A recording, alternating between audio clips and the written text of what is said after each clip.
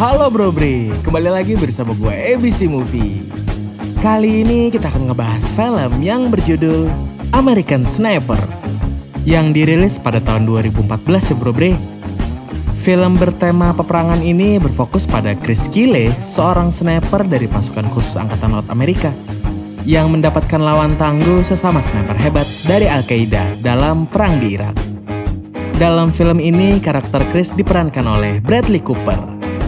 Dan buat Bro Bre yang ingin melihat Mas Bradley main sebagai chef tampan, bisa tonton juga alur film Burn di pojok atas ya Bro Bre. Tapi habis ini nontonnya Bro Bre.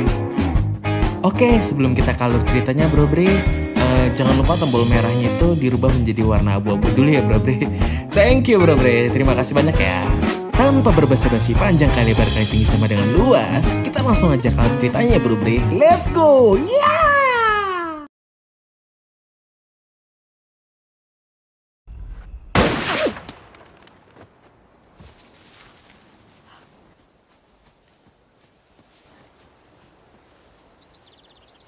Dari kecil, Chris Kyle sudah diajari ayahnya bagaimana cara menembak dengan senapan dan berburu rusa.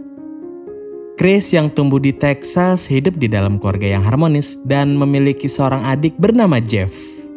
Oleh sang ayah, mereka selalu dididik untuk menjadi orang yang kuat yang akan menolong orang lemah dari penindasan orang-orang jahat. Bahkan dia nggak segan menyuruh mereka untuk menghabisi sang penjahat. Beberapa tahun kemudian, Chris menjadi pemilik peternakan dan koboi rodeo.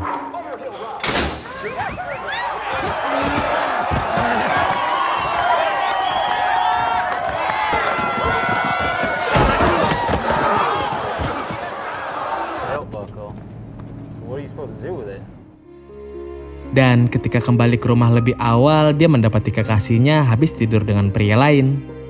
Tak kuasa menahan emosinya, Chris sempat menghajar si pria sebelum mengusir mereka.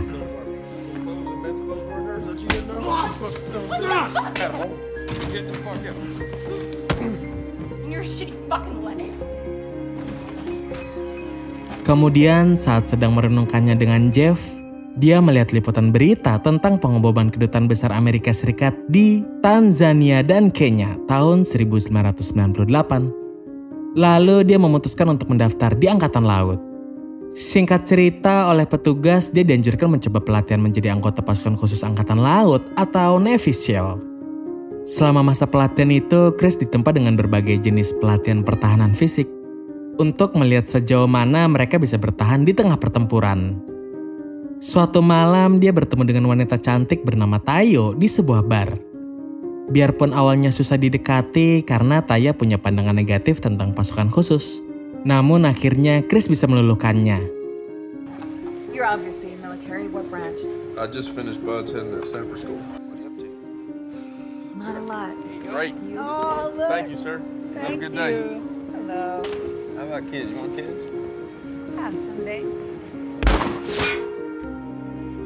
Chris pun menjadi penembak jitu atau sniper Navy SEAL setelah menyelesaikan pelatihan.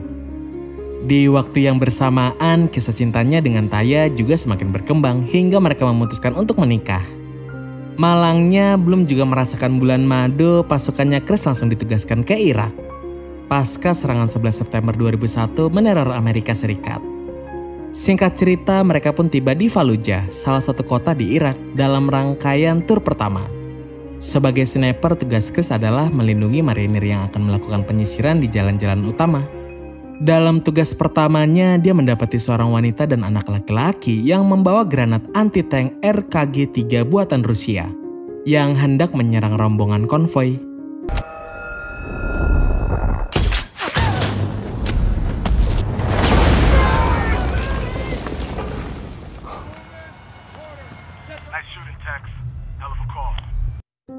Namun pengalaman pertamanya itu membuatnya kecewa karena harus membunuh wanita dan anak kecil. Pada konvoi selanjutnya, Chris juga berhasil menjaga pasukannya. Dari para milisi yang tidak terlihat oleh kelompok penyerang, sebuah bom mobil bisa dihentikan sebelum menabrak rombongan marinir.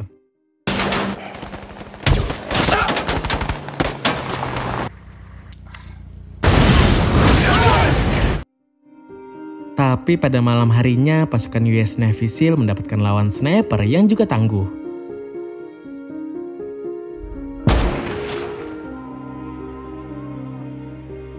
Selama hari itu, Chris membunuh puluhan milisi.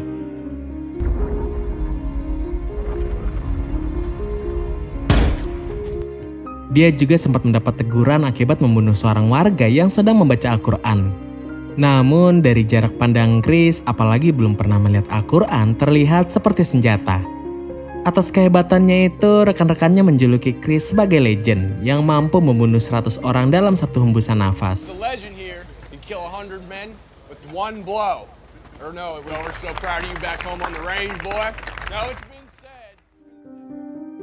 Beberapa bulan ditinggal Chris dalam keadaan hamil membuat Taya sering menghubunginya. Di kesempatan itu, Taya pun memberitahu kalau Jeff akan dikirimkan ke Irak. Pada sebuah briefing, pasukan Amerika ditugaskan untuk memburu pemimpin Al-Qaeda di Irak, Abu Musab al-Zarqawi. Dia diketahui susah dicari karena membaur dengan warga sipil. Pria Yordania ini menjadi top prioritas baik ditangkap hidup atau mati. Para marinir mulai mencari dari satu gedung ke gedung lainnya. Sementara Chris memantau mereka dengan senapan laras panjangnya. Karena merasa marinir kurang terlatih untuk pertempuran jarak dekat, Chris memutuskan ikut turun menyisir bangunan.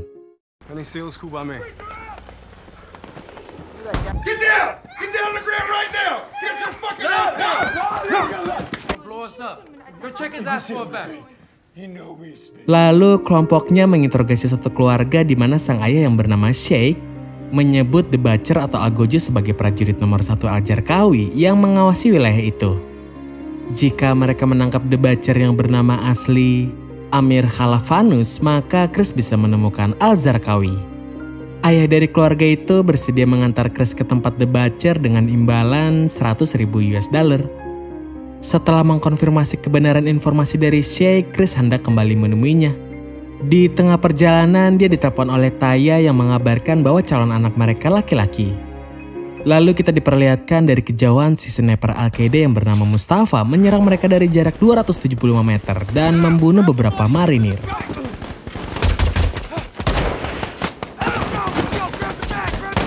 Pria asal Suriah mantan peraih medali Olimpiade itu begitu handal menggunakan senapan runduk PSL Rumania. Mendengar suara tembakannya, Taya pun begitu khawatir akan keselamatan suaminya. Dalam keadaan terpojok, Chris melihat The Butcher menangkap Sheikh dan anaknya. Lalu dia melepaskan granat asap agar bisa pindah ke atap gedung dan melawan Mustafa. Sayangnya usahanya sia-sia karena Mustafa berhasil mengunci posisinya. Sampai The Butcher membunuh Sheikh dan anaknya.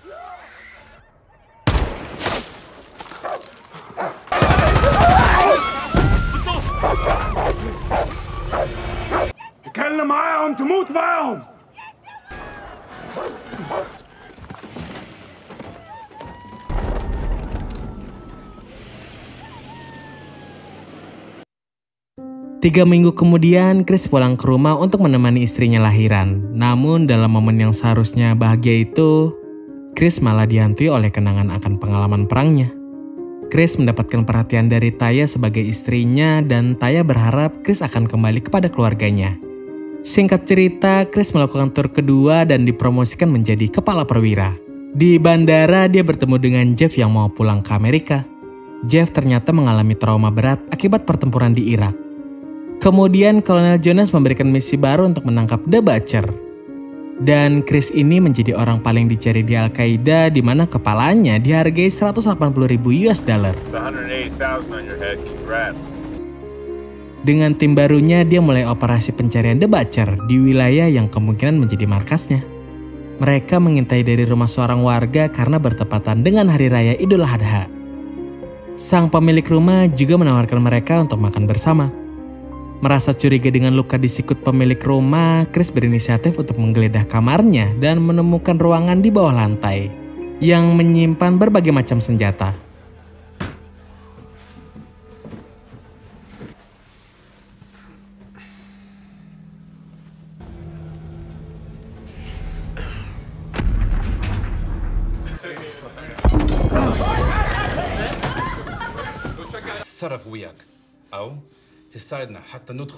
Tak bisa berkutik, Chris memaksa pemilik rumah untuk membawa mereka masuk ke markas The Butcher, sedangkan Chris sendiri melindungi dari kejauhan.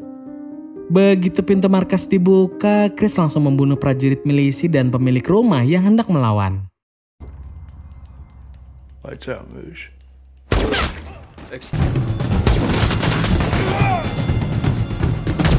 Lalu timnya terlibat dalam baku tembak dengan pasukan The Butcher.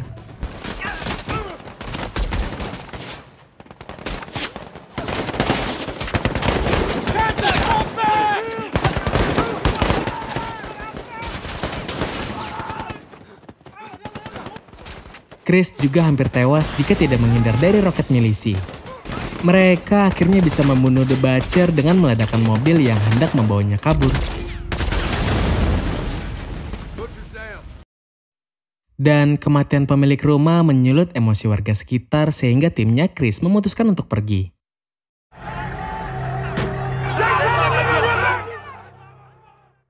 Saat kembali ke rumah untuk menemani Taya lahiran anak kedua mereka, tanpa disadari perang telah merubah Chris, membuatnya semakin menjauh dari keluarganya. Dan hal itu membuat Taya semakin kecewa.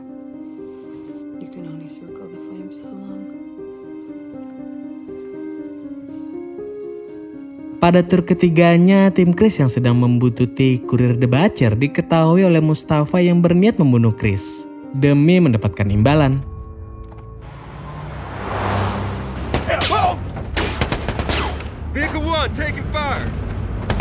Ketika mereka terlibat baku tembak dan pengejaran dengan kurir, dari jarak 1000 meter Mustafa melukai salah satu anggotanya, Big Glass. Sehingga tim itu dievakuasi kembali ke markas.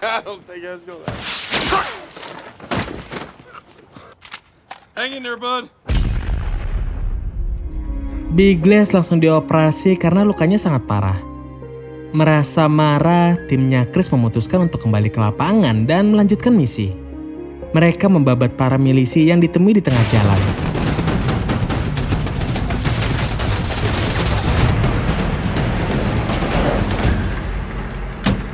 Namun saat mereka sedang menggeledah sebuah bangunan, mereka untuk dikebumikan secara militer.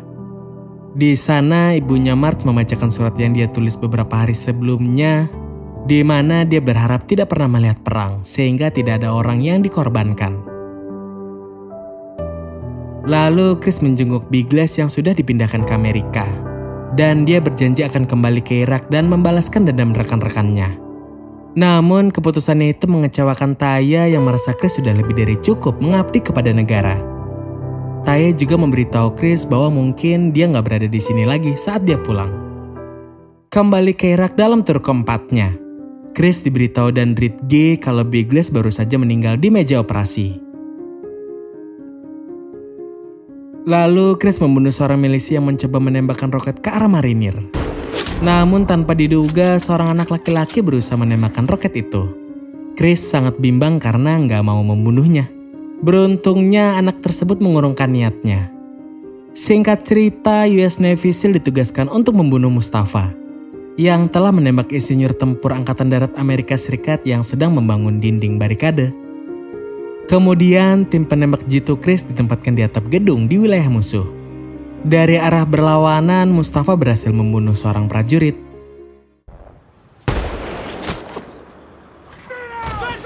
Mengetahui dia salah arah, Chris memutar posisinya dan mulai mencari Mustafa. Akhirnya dia pun menemukannya, namun jaraknya sangat jauh, 1900 meter, dan terlalu beresiko jika menembak. Melihat Mustafa akan menembak tim di lapangan, Chris memutuskan menembaknya duluan, biarpun dia berhasil membunuhnya.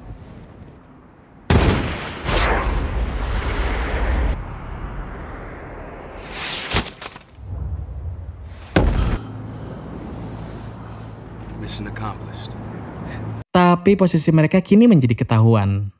Sedangkan tim cepat tanggap belum sampai di lokasi juga. Kini mereka terjebak dan dikelilingi para milisi yang siap membunuh mereka.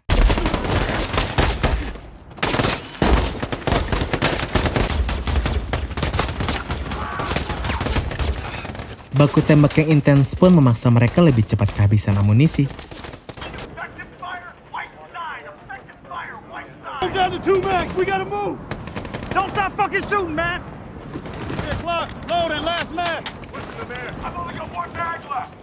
Sudah nggak bisa bergerak, tim memutuskan meminta bantuan serangan dari udara.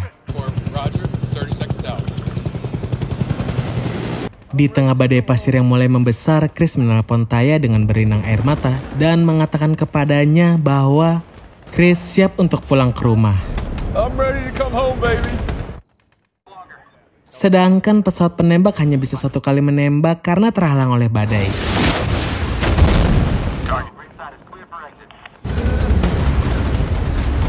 Namun nyatanya badai pasir itu jugalah yang memberi perlindungan kepada mereka untuk melarikan diri.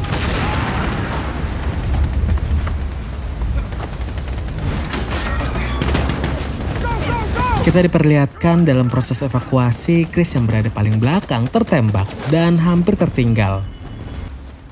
Sebelum melepaskan semua atribut termasuk senapannya sehingga bisa mengejar mobil tim cepat tanggap. Setelah kembali ke rumah, Chris mendapatkan trauma sehingga tidak bisa menyesuaikan diri dengan kehidupan sipil.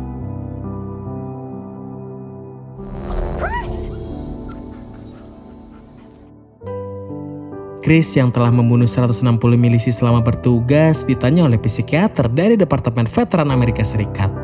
Apa yang menghantuinya setelah keluar dari militer? Ketika dia menjawab, semua orang yang tidak dapat diselamatkan olehnya yang menghantuinya. Psikiater pun menyarankan untuk membantu veteran yang terluka parah di Rumah Sakit Departemen Veteran Amerika Serikat. When I got blown up, I hit both of my hands on the bottom of the steering wheel. Yeah, I still got it. and you still smoke. Hey, there you go. What's up, boy? Take care of each other, right? Setelah itu, Chris secara bertahap mulai menyesuaikan diri dengan kehidupan rumah dan keluarganya.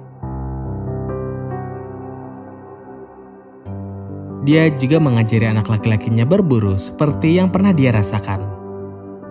Beberapa tahun kemudian, pada tanggal 2 Februari 2013, Chris berpamitan kepada keluarganya untuk pergi membantu seorang veteran yang membutuhkan bantuannya.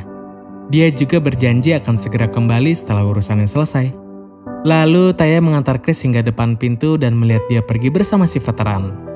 Begitu pintu ditutup, kita diberitahu bahwa Chris Kyle dibunuh pada hari itu oleh si veteran yang bernama Eddie Railroad, seorang mantan marinir yang menderita gangguan stres pasca trauma. Diikuti oleh rekaman arsip nyata, orang-orang berdiri di sepanjang jalan raya untuk memberikan penghormatan terakhir kepada Chris dalam prosesi pemakamannya serta upacaranya.